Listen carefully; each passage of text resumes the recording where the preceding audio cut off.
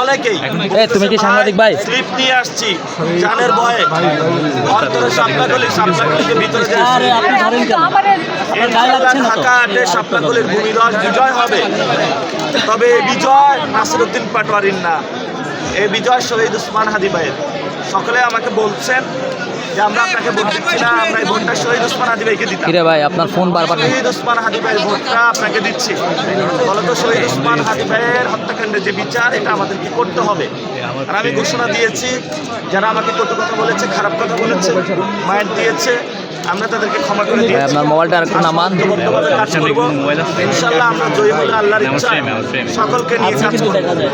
তবে যারা সন্ত্রাস, চাঁদাবাজ, দখলদারিত্ব করে, তাদের হাড্ডি আমরা প্রশাসন দিয়ে গুঁড়া করব।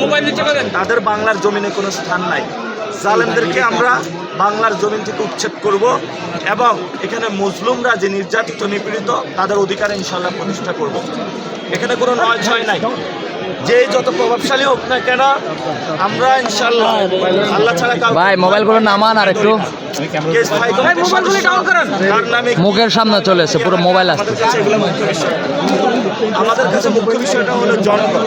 সামনে দুইটা জনগণের রায় হবে, সে রায়ের মধ্য দিয়ে নতুন বাংলাদেশ এবং সারা দেশে 11 দলীয় জোট যেইভাবে ভোট ব্যাংকে ভোট পড়তেছে, ইনশাআল্লাহ তারা সরকার গঠন করবে। এবং অনেক জায়গায় হামলা হচ্ছে আমাদের উপরে। আমরা আমাদের নেতাকর্মী যারা মানুষকে নির্দেশনা দিয়েছি যে কেউ যদি হামলা করতে আসে, আপনারা প্রশাসনকে জানাবেন, আপনারা হামলা করতে যাবেন না। কারণ প্রশাসনের মাধ্যমে আমরা সবকিছু দেখব। প্রশাসন যেহেতু দায়িত্ব নিয়েছে, আমাদেরকে গতকালকে সংস্কৃতি বিকাশ কেন্দ্রে আমাদের 13 জনকে আহত করেছে, আমরা পিছনে ব্যাক করেছি। আজকে প্রশাসনের সামনে, প্রশাসনের চোখের সামনে, আর্মির সামনে যদি কাউকে আঘাত করা হয়, আমরা পাল্টা আঘাত করব। এটা আমরা তাদেরকে ওয়ার্ন করে দিচ্ছি। আমরা প্রচুর মাইর খেয়েছি, এবার মাইর বলতেছি। আপনি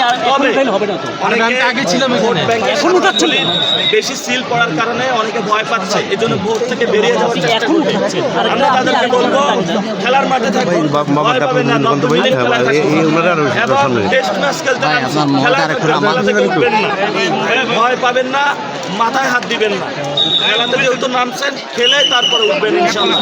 এই খেলা শাপলাকলির জয় হবে ইনশাআল্লাহ।